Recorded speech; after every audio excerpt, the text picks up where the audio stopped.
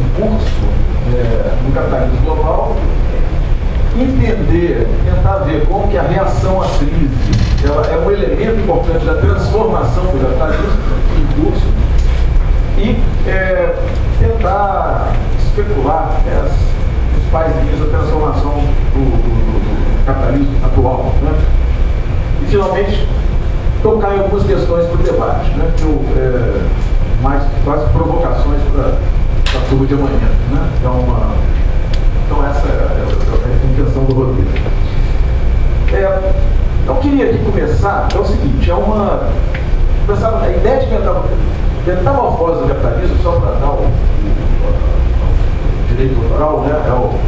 O nosso mestre Celso Furtado que usa essa expressão, né, numa conferência que ele recebe do título do professor Emélio, lá em dezembro de 2012. Né? Então usa essa expressão metamorfose do capitalismo. Eu acho que é muito oportuno para... Nós estamos lidando com um sistema que se transforma todo o tempo. Né? Enfim, essa é uma... Eu não sei se vocês viram um DVD com um cineasta alemão que estava tentando, que resgatou um projeto Eisenstein de filmar o Capital, né? E lá pelas tantas, é um negócio sensacional, assim, né, João? E lá pelas tantas alguém faz uma referência que para entender o Marx, você precisa de ver, entre outros autores, o Ovidio, que é o autor do livro chamado Metamorfose, né? Então, quando eu vi isso, eu fiquei mais seguro lidar com esse termo, né? É fundamental. Bom, eu estou falando isso a partir de um trabalho meu. Eu não vim aqui fazer propaganda de livro, não, mas eu acabei de editar esse livro, Agenda Rolls-Tolsky, que é um trabalho que tenta discutir metamorfose do capitalismo. Então eu estou, quando a Adalmir me convidou, eu falei, bom, então vamos fazer uma discussão no capítulo 5 do livro, né, que se chama Limite Econômico ou Metamorfose do Capitalismo. Então o capitalismo tem limite, né, veio uma crise em crise, e aí? Né, veio uma discussão que vai e volta, né. Então, só para dar uma ideia, eu estou no capítulo 5, né, então o que está por trás, eu vou tentar falar em um minuto aqui, um pouco para os próximos 30 Você tem um primeiro capítulo que discute do ponto de vista, o foco é a tecnologia, né? Então, meu problema é maior do que o do Campbell, porque no primeiro capítulo tem um diálogo entre o Marx, aquele grande estudioso da tecnologia, né, com os autores schutterianos, neo-schutterianos e companhia, né, que vão entender e vão desenvolver numa frase. O Marx tem aquela sacada sensacional que capitalismo é a aplicação da ciência e tecnologia, né? Rodrigues, lições que a gente aprende no Rolls-Royce. Os neo-schutterianos basicamente vão desenvolver esse lado institucional do que precisa para ter a aplicação da ciência à tecnologia. Então, a palavra, sistemas de inovação. Elaboração do Friedman, de 1982, né, daí para frente. Muito bem. Então, pega toda essa dinâmica, né, histórica que olhando para o velho Marx, na verdade, ele estava falando essa sacada é tão grande que a gente pode dizer que ele estava discutindo. Nós estávamos na pré-história da aplicação da ciência e da tecnologia, e o Marx estava tendo aqueles insights, né?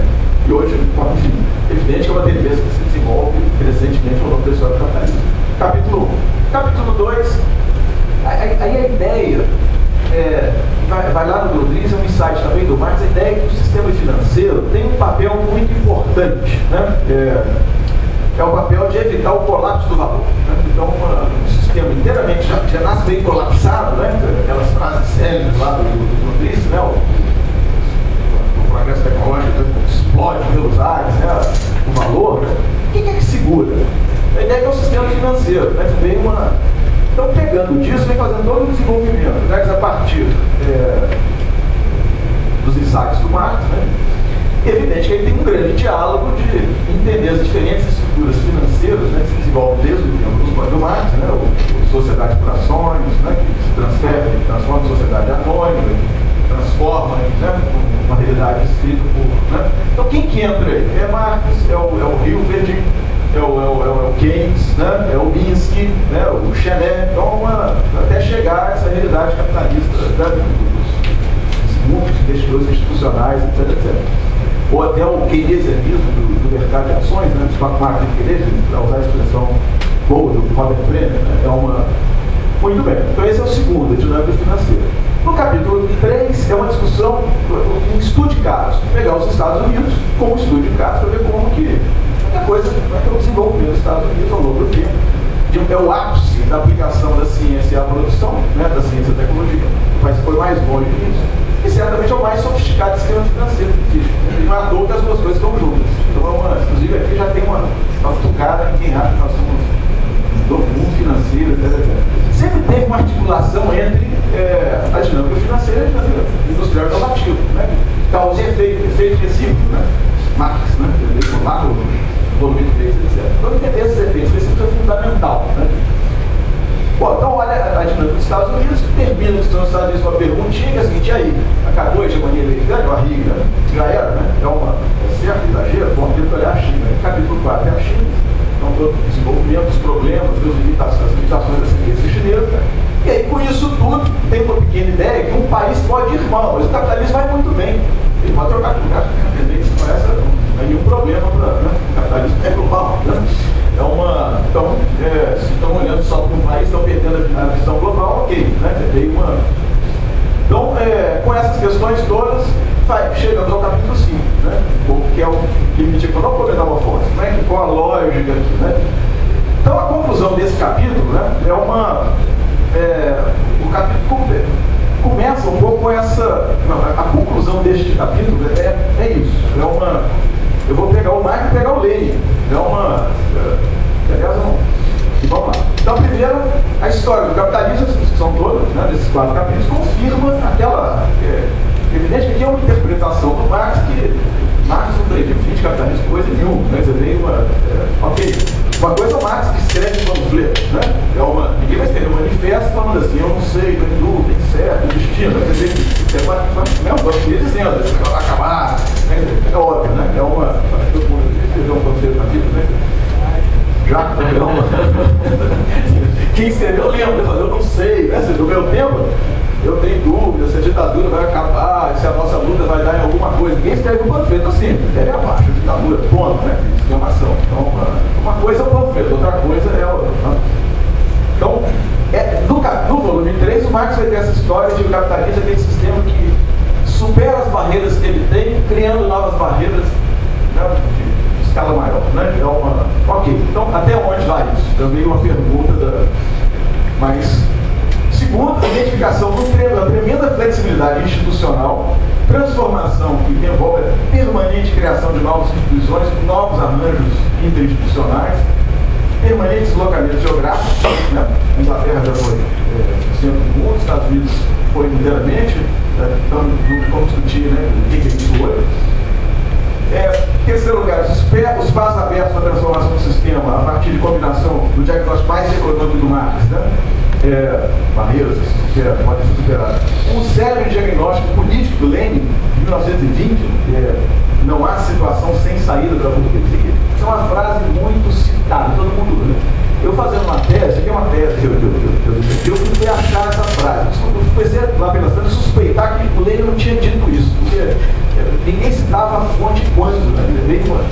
Graças a Deus tem um negócio chamado internet, eu descobri que é um site, sei lá de onde, é o Lenin falando no Congresso de 1920. 1920, realmente, nós estamos vivendo uma situação revolucionária, né? A Revolução Alemã ainda não tinha sido derrotada, né? Então, e é interessante que é nesse contexto, não é um contexto de derrota, é um contexto, né, de possibilidades revolucionárias reais, que ele fala: não tem saída, não tem situação sem saída para a burguesia. Exemplo do texto, é o relatório de um Congresso Internacional, né? E, curiosamente, no mesmo relatório, sabe qual o autor que ele cita extensamente? Keynes. Ele faz uma discussão sobre aquele livro do jovem Keynes, não sei se vocês têm livro de jovem Keynes, etc. Mas um tratado, as consequências econômicas da paz. Né? Você vê o Lenin lê, fala legal, lógico que eles soltam, né, aquele almofadinho, burguês, etc. Enfim, soltam aquelas coisas, né? estilo, desculpa, tem um estilo muito peculiar, mas concordo com todas as conclusões. Ele fala, ó, se fôssemos nós bolcheviques, se estivéssemos dizendo isso, ninguém ia topar, mas é o Keynes, então, não é a crítica, é o adversário, etc. Interessante que é um ponto de diálogo entre Marx e Keynes via Lenin, né? É uma sugestão para o Al depois fazer essa conexão. Então, uma profunda, né, capacidade de articulação política. E, em quarto lugar, eu acho que isso é importante. Nós estamos discutindo capitalismo no século XXI. Que sistema é esse? Né? Mudou muito. Então, eu acho que a gente tem que entender que nós estamos falando do capitalismo, que é uma economia mista. Né? E vou apresentar dados adiante. Porque já que nós estamos discutindo o negócio do neoliberalismo, talvez uma das coisas mais equivocadas que a esquerda comprou, né, foi a ideia de neoliberalismo como redutor de Estado. Né? Você vê que o Estado continua crescendo, você vê apesar de tudo. Então tem o problema é outro. Né? Então é uma economia mista, né? Estado importa, uma combinação sui generis de plano e mercado. Perguntar por que é que os Estados Unidos teve o sucesso que teve no século XX? Porque soube combinar plano de mercado melhor do que o Stalin. Então, aí nós estamos discutindo outras coisas, capitalismo, outras histórias. Né? Então, aqui, entender o que é esse capitalismo particular, né? Essa base que nós estamos da economia mista, e é evidente que isso aqui é um ponto importante para discutir alternativa. Né? Então, é desse capitalismo que a gente começa. Muito bem. Ok. Então, daí que a crise. Né? Então, aqui só para... Né? Aqui é um pouco o que das contribuições expostas aqui nesse ano, a ideia do asset price inflation, né? Que veio né? Aqui é ações. Né? Então, um pouco só para relembrar. Né? Então, aqui é um site do New York Times, é um pouco para a gente um indicador de valorização de ação, né? A relação entre prestação e lucro. E aqui, eu só quero pegar essas 4 coisas aqui, como isso aqui é 1929, 1937, 2000, 2008, né? 2007, 2008. Então, para ver o grau a média do pós-segunda guerra é isso aqui. É um pouco para ver a situação a bolha, né? A tremenda bolha, né? de valorização da bolsa. Isso aqui é importante para o raciocínio que eu vou desenvolver por várias razões, né?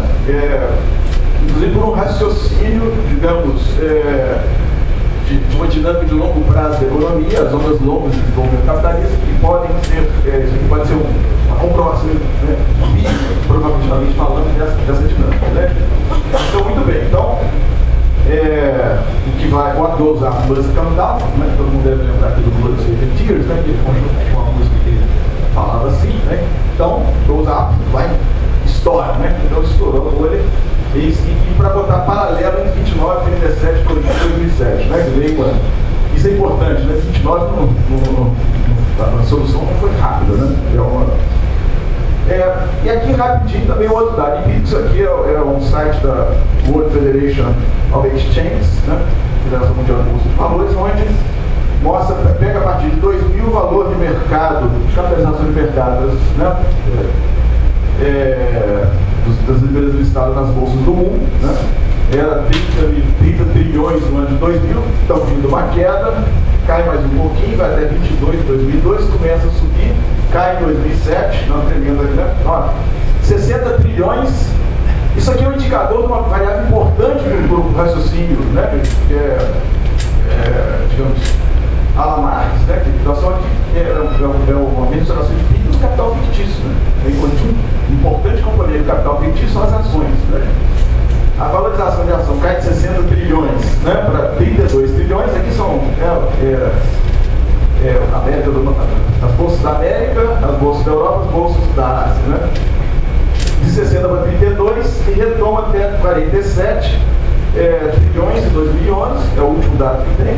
E com atenção para uma importante mudança estatística aqui, que é as bolsas da Ásia superam em valor de mercado as bolsas da Europa, no meio dessa crise. Então, algo está acontecendo no capitalismo internacional. Né?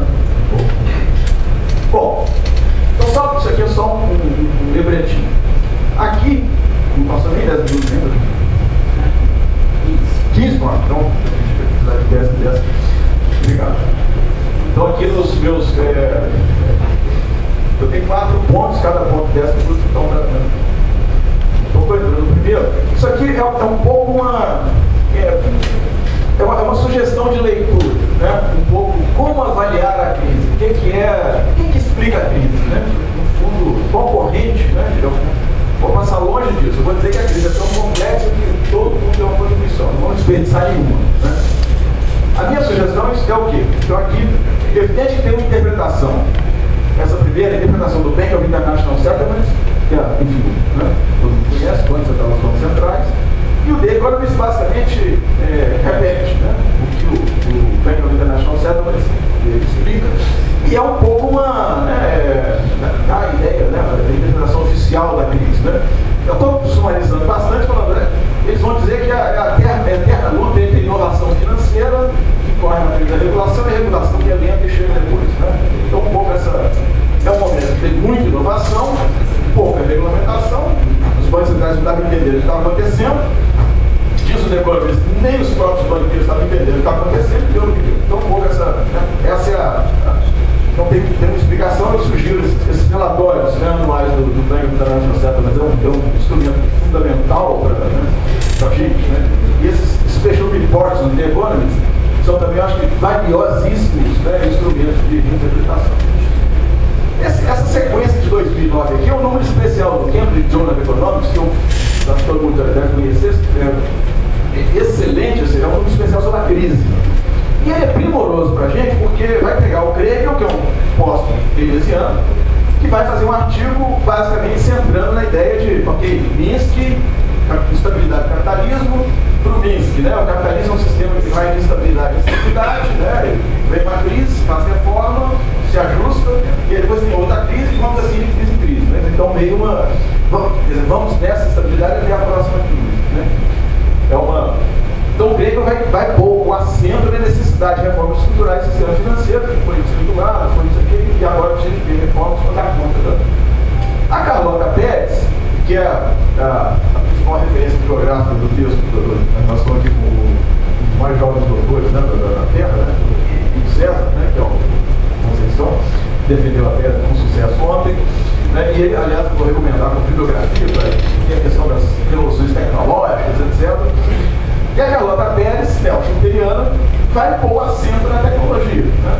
Mas o problema, essa crise é mais uma, nenhuma novidade. Né? Revoluções tecnológicas causam um conjunto de questões, né? Ela vai falar criam sempre technological bubbles, né? Que é aquela figura que eu mostrei aqui, que é a bolha de 29 é a indústria automobilística que está estourando, né? Está crescendo, né? A bolha estoura depois, né? A bolha dos anos 2000 é a internet, né? Então são revoluções tecnológicas que sucedem, é isso mesmo, sempre foi assim e vai continuar assim, e vamos assim até a próxima revolução tecnológica, né? Então agora deve ter a bolha da tecnologia, tem uns 30 anos, enfim, aí agora. Então o enfoque na tecnologia. O Robert Wade também nesse número vai pôr o enfoque institucionalista, como é que vai ser, né? Então, pós-keynesiano, neo-schumpeteriano, institucionalista, vai olhar o desequilíbrio na esfera internacional, fluxos superavitários versus deficitários, né? O deficitário é os Estados Unidos, o deficitário é a China, o problema de reciclagem internacional, não tem uma arquitetura internacional para conta disso, crise. Né? Depois eu tenho o Brenner, que não está nesse volume, que é o Journal of Economics, mas eu acho que é um autor fundamental, que vai pôr, né, o efeito, né, tem a longa queda da taxa de lucro nos Estados Unidos, igual campeão de preferência, né? Isso aqui é uma função da concorrência, função do sucesso da reconstrução dos países europeus, né? No pós-guerra, né, era uma vez os Estados Unidos que reinava sozinhos, né? Somos os escombros da Segunda Guerra Mundial, catch-up em função da reconstrução da Europa e do Japão, depois catch-up da Coreia, Taiwan, etc. Concorrência dos Estados Unidos, queda da taxa de lucro e lá vem a China aí. Então, um pouco, é um retrato dessa abordagem,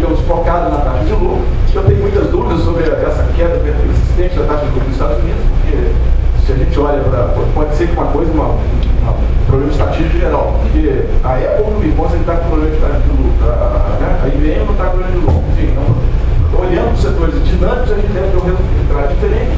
E olhando e pensando globalmente, né, multinacionais, você pode ter um resultado diferente. Eu vou trazer um texto do Bill Berg que comenta isso. E finalmente o Arrighi, que deve ser usado porque é entrevistado pelo David Harvey na New Left, que eu acho que foi a última entrevista dele. O David Harvey perguntou: e aí, Arrighi, e a crise? Ele falou: a crise terminal, hegemonia americana. Ponto. Né?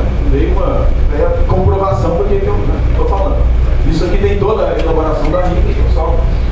Então, eu acho que para nós, para entendermos o capitalismo contemporâneo e suas metamorfoses, acho que é fundamental trabalhar com essas, né, essas abordagens todas, né, articulando de uma forma metodologicamente razoável. Né? Bom, vamos seguir. Então, aquelas explicações da crise, como é que a gente avança na avaliação do capitalismo contemporâneo? Isso aqui é quase uma proposta de um curso, tudo bem. Né? Vamos, e aliás, é isso mesmo, né? Então, é um tópico lá que nós vamos ter uma aula sobre cada uma dessas, né? Essas 8 transformações estruturais em curso. Mas é fácil você ter intimidade com elas. Então, enfim, há uma dinâmica schumpeteriana. Tem mudanças da tecnologia que estão em curso. Passou a crise e as mudanças estão aí. O que é isso? Né? Isso aqui, graças à tese do César Conceição, achei esse texto da Carla Capelli e pude trazer essa figura aqui. Ok, né? Temos a revolução, voltamos a uma dinâmica de longo prazo, né? Revolução Industrial, né? A era das ferrovias, a era do aço, estamos aqui no início do século XX, a era do automóvel, estamos ali na Segunda Guerra Mundial, a era das comunicações, o chip vem lá de 71, ela vira uma coisa viável economicamente na década de 90, uma nova onda longa, nós somos todo mundo aqui plena quinta onda longa. Né? O que está sendo gerado aqui? Possivelmente, não sei, isso aqui vai ser a produção a produção, a coisa lá da produção de insulina bioengenheirada, né? Da grande coisa o microscópio de tecnologia, ou o microscópio eletrônico que fez a varredura e abriu a nanotecnologia, ou a criação da célula solar, né? Processamento, enfim. Alguma coisa está em curso e essa dinâmica, como é que você segue? É evidente que essa dinâmica aqui é uma dinâmica e isso, de novo, a tese de César é legal, porque ele vai conseguir retratar muito bem a discussão que o Freeman e o Louçã fazem, mostrando que nessa dinâmica das tecnologias tem milhões de problemas, porque você tem que ajustar um sistema econômico inteiro para aquela tecnologia. Então isso significa mudança na eletricidade, você botar a eletricidade em toda uma cidade, um problema, então expansão macroeconômica é tremenda, mas tem mil problemas, né, de adaptação, etc. Você precisa de ter novas indústrias, precisa ter novos profissionais, novas escolas, formar engenheiro elétrico, formar técnico. Então tem um conjunto de problemas que dá uma dinâmica que é complexa e que parte dela é a chamada crise de ajustamento. Faz parte, né? Tem um descompasso tão grande entre instituições do sistema antigo e instituições do sistema novo que visam a manifestação disso. Bom, depois tem uma dinâmica minskiana, né? Vamos falar assim. Né? Então, a dinâmica minskiana está em curso, né? Eu diria, mudanças do mundo financeiro. Né? Elas acabaram? Não. Né? É meio enfim, nós estamos na fase dos grandes investidores institucionais, né, fundos de pensão, talvez o François Cheresse seja melhor escritor desse elemento, né, dessa novidade. Né. Aparecem novas coisas como venture capital, né, que é um tipo de investimento específico ali, que está fazendo tecnológico, implicações, né, enfim, tem muita mística em torno disso, mas tem transformações que são migrações de capital para tudo que é lado, inclusive. É o maior receptáculo, né, de capital nesse momento, através do Foreign Direct Investment, né, investimento direto, a China, né, que é vamos estudar fusões, aquisições planetariamente, né? Aliás, isso nos leva ao terceiro, que é uma violenta internacionalização, né, da produção e internacionalização do capital. Né? Veio aqui que é multinacional hoje, que são redes de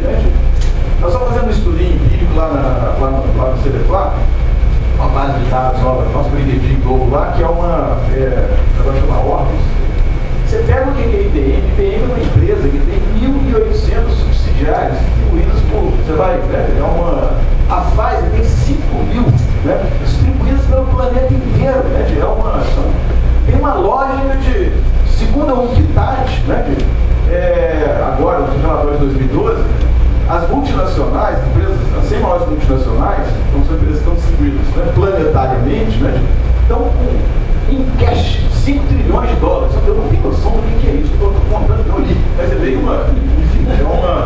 e certamente ninguém está com esse dinheiro enfiado debaixo do braço.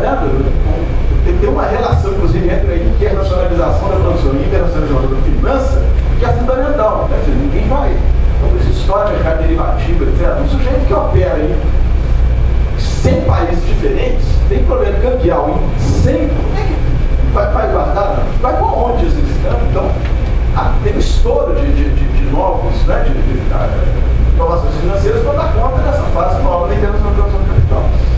Isso aqui eu chamo a atenção para o Bilber vai ter achei um texto lá do Cambridge Journal of Economics, né, de 2010, que ele vai chamar a atenção do papel do offshoring, né, ou seja, são empresas americanas que estão botando a produção em outros países. Vocês conhecem a conversa do Obama com o Steve Jobs?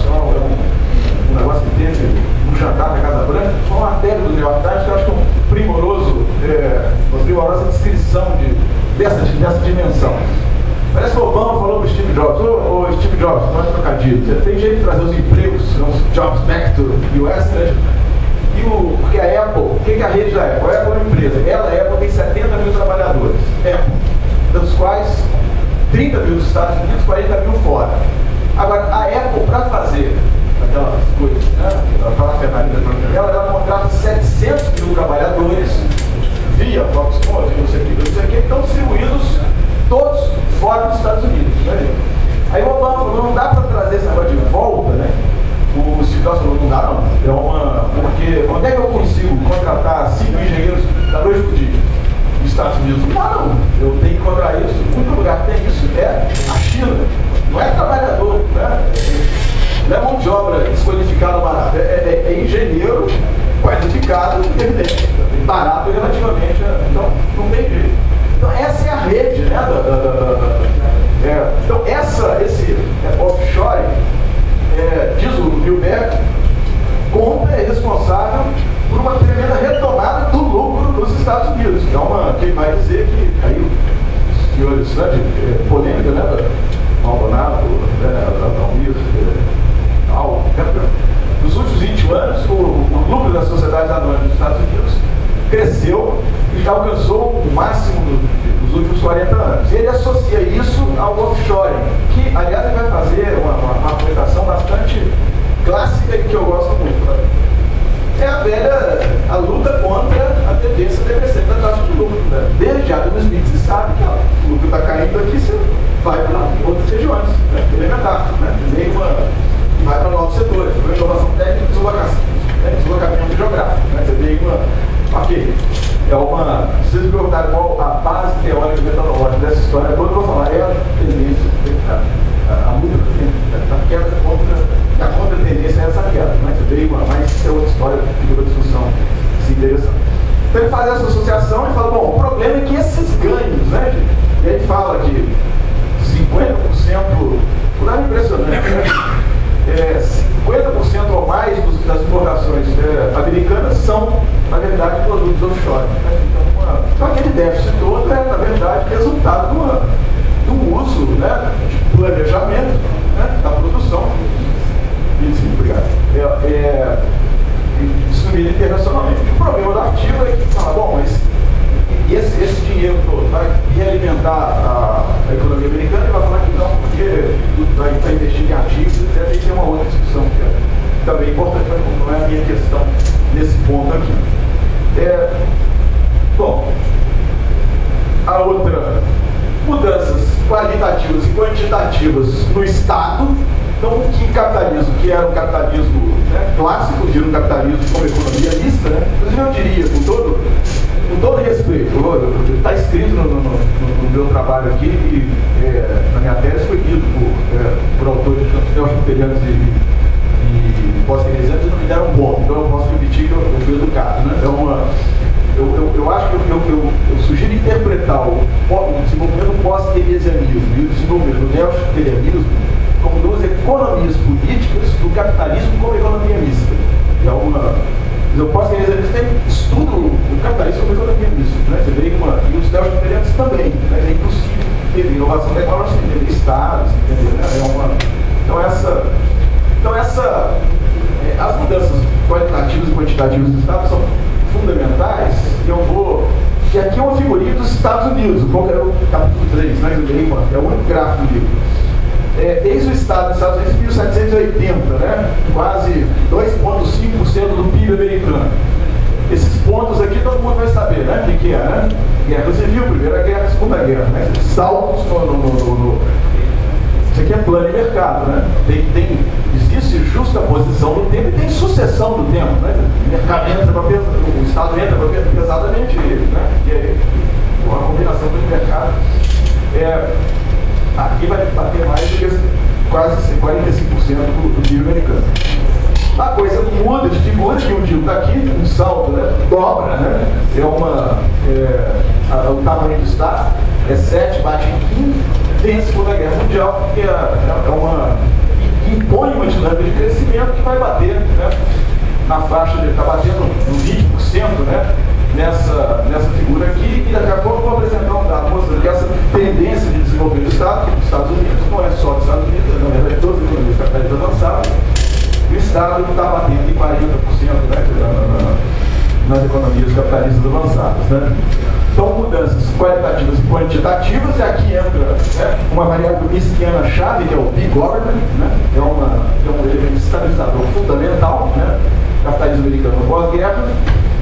Mudanças no mundo do trabalho tremendas, né, assim, isso aqui é tanto pela dinâmica tecnológica, né, você tem a classe trabalhadora, eu diria, é um cientista empregado no laboratório do IBM lá na Suíça, inclusive ganhou um prêmio Nobel, e aquele ajudante de não sei o que, lá numa fábrica, lá na Índia, né? Então a classe trabalhadora tem essa heterogeneidade com um conjunto de categorias nesse meio, né? Trabalhadores do mundo livre. A resposta a isso é difícil, porque quem se vê como, né? Então, a transformação dessa, eis o grande problema, né? Como articular essa chamada, né, do manifesto 1848. Então tem mudanças impressionantes, tem mudanças demográficas fundamentais, ampliação da expectativa de vida, consequência da evolução tecnológica, evidente, né, comemos pior, né, pior, consequência de diminuição de jornada de trabalho, consequência, né, enfim, isso aqui é um envelhecimento, né, o The Economist, curiosamente, vai falar, tem um problema aí, as pessoas estão vivendo mais, né? Eu falei, como eu estudei medicina no início da minha vida universitária, lá na faculdade a gente achava que isso era bom, né? A ideia era essa, né? Viver mais. Viver mais, né? De novos desafios, né? Que são desafios, né? Fiscais, são desafios tecnológicos, são desafios, né? E aliás, isso é crucial para a construção de uma alternativa, né, para a superação do capitalismo que eu vou discutir aqui. Surge um conjunto de novos arranjos institucionais, então, instituições democráticas, né, o sufrágio universal é importante, né, generalizar nos países capitalistas avançados, se nem tanto, e voto é um negócio revolucionário, né, atrapalha muito, né, eu devia ter começado falando isso, né, todo arranjo que está sendo feito, né, nessa reação da crise está sendo feita de uma forma que o sufrágio universal é que contém a sanha, digamos assim, né, de mudança, de regressão, né, social das classes, né, dominantes, digamos assim. Um special report do The Economist é muito claro nisso. Eles falam assim, infelizmente, né, não sei se eles são queimados, o The Economist é muito importante, né, mas eles comentam que não é possível hoje um free market Stalin, né. Free market Stalin é o Pinochet, né, vai chegar e vai impor as coisas. Isso não é possível, né, diz o The Economist. Por que não é possível? Tem voto. Existe sufrágio, né, embora no sufrágio, né, os levianos da vida, nesse momento, começam a ter voto, né, mas, enfim, é fundamental, essa é um elemento de contenção, né, E o desenvolvimento do sistema de bem-estar social, que é outra longa história, né? Meio uma, aí eu volto lá no Marx do Capital para nos meus tempos de medicina, todos estudando lá, que eu via aquelas páginas sobre saúde, né, de Roma, e no capítulo da jornada de trabalho, Marx dizia assim, para o capital reduzir a jornada de trabalho, de 16 horas, né, ele só fazia isso quando estava sendo constrangido pela sociedade. Né? Inclusive, depois usa uma frase, que o capital se preocupa com a saúde, né, dos trabalhadores quando é constrangido a isso, etc. Isso é o germe do desenvolvimento do sistema de bem-estar social. E aqui, inclusive, acho que tem uma discussão sobre reforma e revolução. Eu vou depois explorar isso adiante. Então, essa coisa revolucionária do sistema de bem-estar social, né, faz parte de um arranjo institucional que veio para ficar, sobreviveu. A Margaret Thatcher, Hitler e companhia, né, e isso é importante também, e faz parte dessas mudanças qualitativas do papel do Estado. Né? Se a gente for estudar o Estado, a gente sabe, em 1500, o que era Estado? O Estado era só guerra, né? 100% dos gastos do Estado era para guerra. Hoje, pega lá o estudo de gastos dos Estados Unidos, né? Guerra é importante, mas não dá 20% do total dos gastos do Estado. Então, uma transformação importante que a gente não pode perder. E, finalmente, tem as transformações, as transições de hegemonia, né? É meio que aí é o ponto do Arrighi, né? O Arrighi vai fazer aquela figurinha de, né, era uma vez um país hegemônico, esse país perde a hegemonia, né, era uma vez Holanda, vai chegando a Inglaterra, né, vai embora, a Inglaterra entra em crise, lá vem os Estados Unidos, simploriamente, né, esse é o gráfico esse gráfico é importante só para todo mundo conhecer o raciocínio do Arrighi, o ciclo sistema de regulação. Eu estou mostrando isso só para mostrar essa turbulência, esse período que uma hegemonia já não é mais a mesma e a outra ainda não chegou inteiramente. Né? Eu acho que podemos gostar ou não do Arrighi, mas essa caracterização da conjuntura atual é precisa. Né? Nós estamos exatamente nos Estados Unidos, certamente, qual o indicador empírico, qual o dado empírico para isso? Reservas internacionais. A moeda é o indicador de quem é o dinheiro mundial. Quem é o dinheiro mundial? Né? Era uma vez um movimento mostra para todo mundo que o dólar era o grande componente das reservas internacionais de todo mundo. Vai pegar hoje, é o quê? O dólar caiu para 65%, né, do Banco International Settlement. Então tem euro, né, com todos os problemas, né, francos, suíços, etc. Toda a discussão da emergência da moeda chinesa, né? Então é um indicador dessa transição, né, desse acerto aí. O que vai ser essa transição? Uma grande questão. Bom, passou mais 10 minutos. Então, agora, quanto é? 35. Eu tenho 35 minutos? Passou de minutos. Foi às vezes cola, né? Bom, então nos 5 minutos, quero correr aqui. Vem a crise, aquilo. Agora, eu quero raciocinar com as medidas para contenção da crise. Né? É meio evidente que vão predominar, aquela citação, né? Predominar negociações entre elites, né? Tem um editorial da Left Review, que é a Susan Watkins, né? Vai falar, ninguém está participando, as massas estão fora, né, etc. Toda negociação é de elite, mas essa negociação de elite é num contexto democrático instalado, né? Então o sufrágio universal é um instrumento que faz parte do cálculo, né? Certamente é um rearranjo entre Estado e mercado que está ocorrendo na forma na qual a pressão popular está presente, na parte defensiva, né? Instituições construídas em fases anteriores, e uma greve na hora que a coisa vai muito exagerada, né? Também uma luta contra a austeridade, etc. E ausência na parte propositiva, né?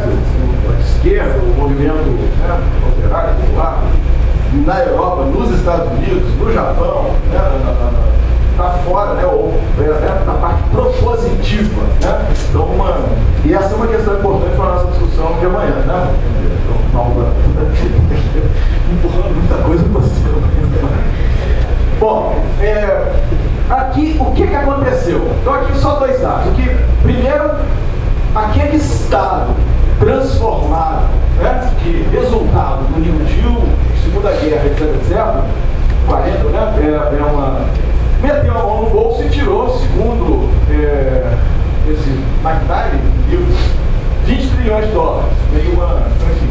Então, quem tem um bolso com 20 trilhões de dólares é algo que segura qualquer crise, né? Então, isso é importante para a presença do Estado, é um fato, né?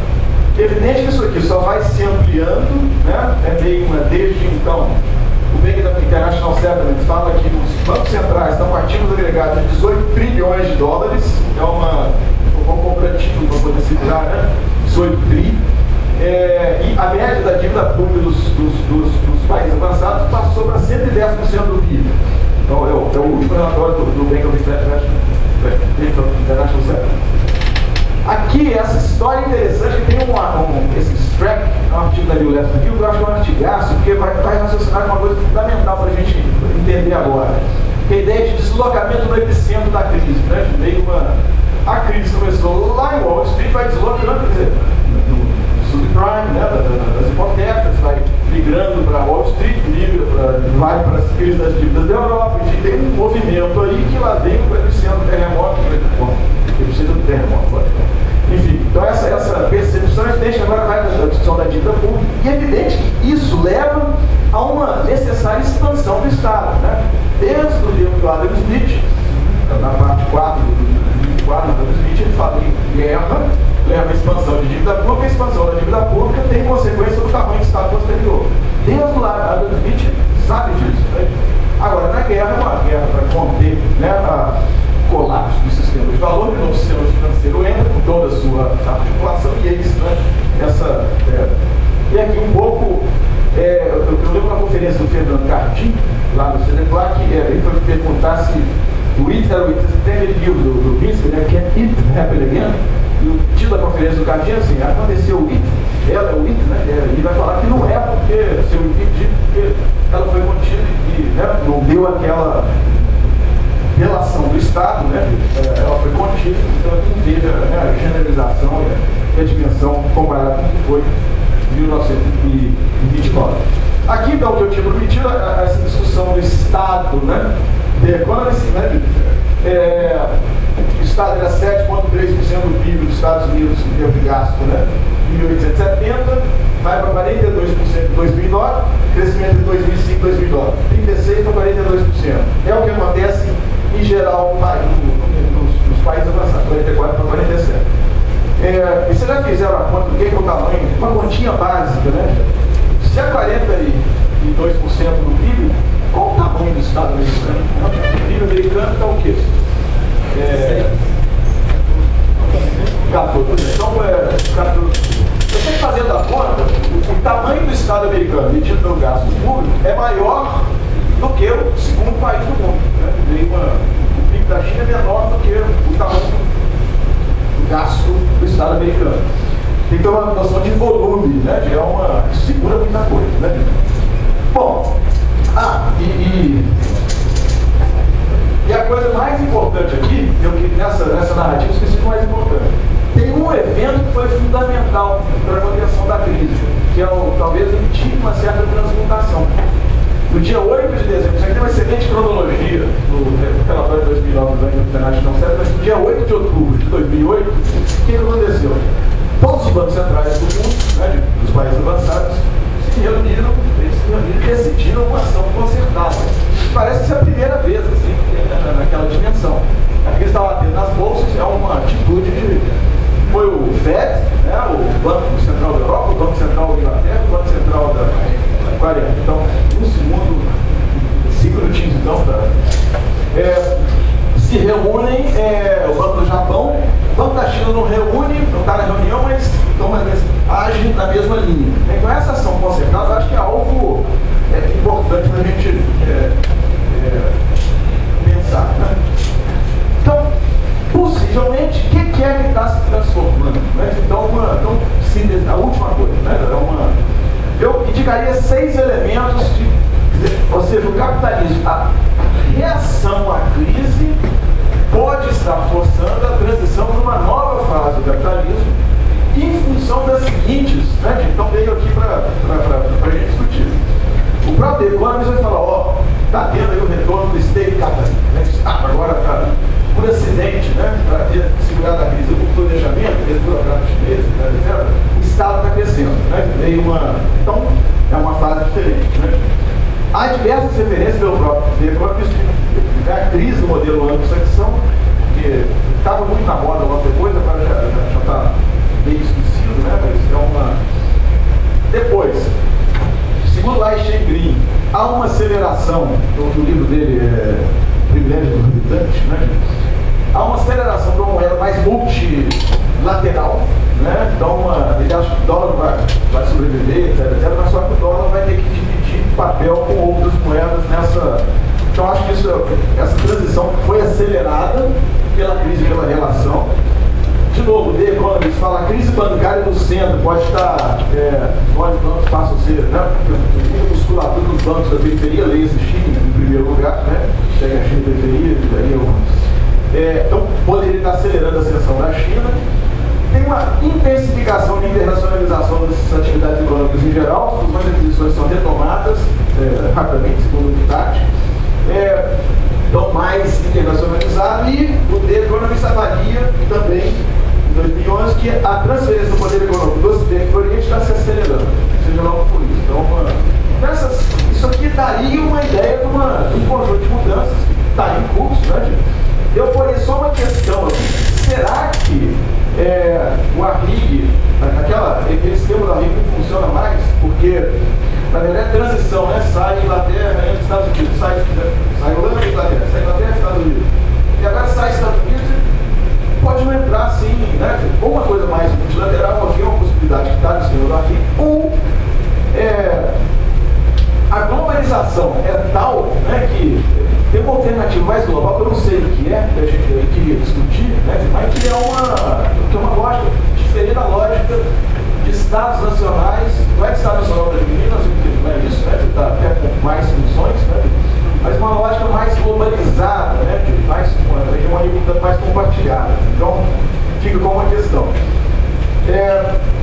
E aí, questões para os debates. Faltam 2 minutos agora. Então acabou tudo. Então, eu acho que tem 4 questões. A tudo nesse sistema não acabou, não vou adiantar, né? É uma crise, está aí mudando de lugar. Há questões importantes em termos da limitação da democracia, que é importante termos prazo participante e tal. Para dar conta da sofisticação dos debates, são necessários